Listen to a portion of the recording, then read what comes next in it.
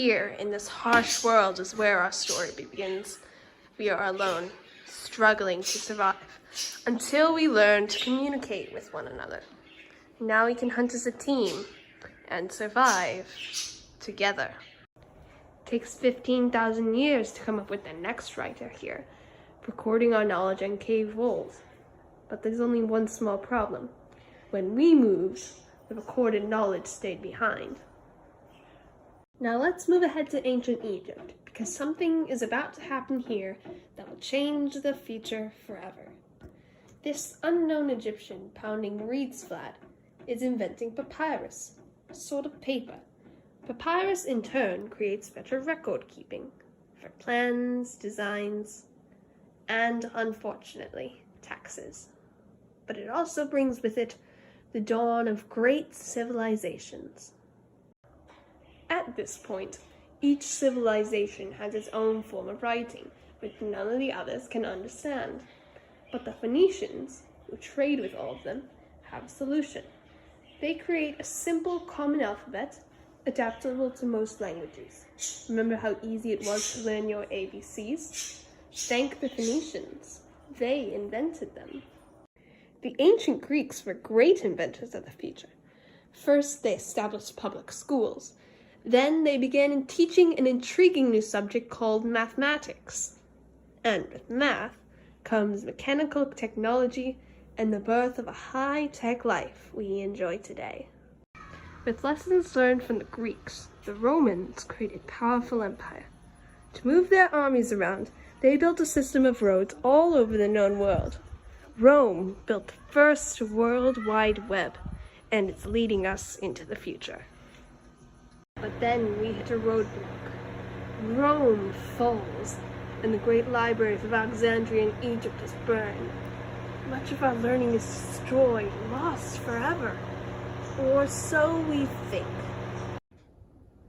It turns out there are copies of some of these books in the libraries of the Middle East, being watched over by Arab and Jewish scholars.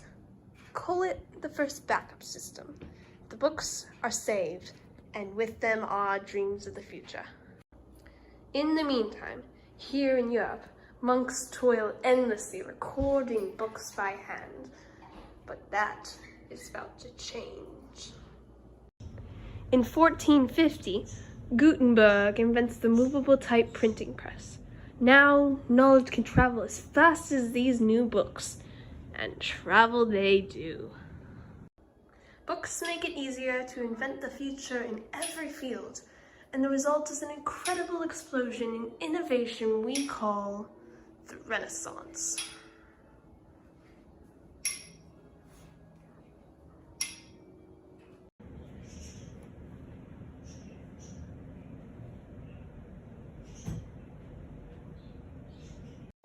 Books, it seems, were just the beginning.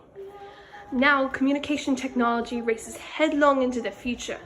Soon, people are sharing life's most important moments, faster than ever before. Extra, extra, read all about it. Civil War is over. On this date, 1869, the Transcontinental Railroad. By now, we're communicating from anywhere on Earth. And in 1969, from somewhere else. On this July 20th, 1969.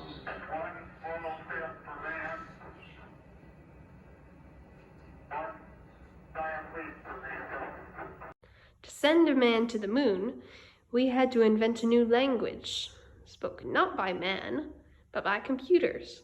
At first, very large, very expensive computers, but we see the potential.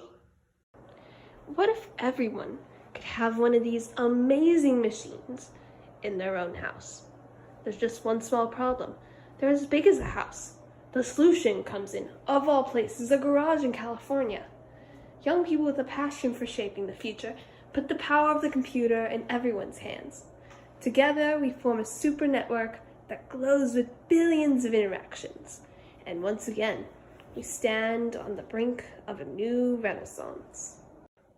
After 30,000 years of time travel, here we are, a truly global community, poised to shape the future of this, our spaceship Earth.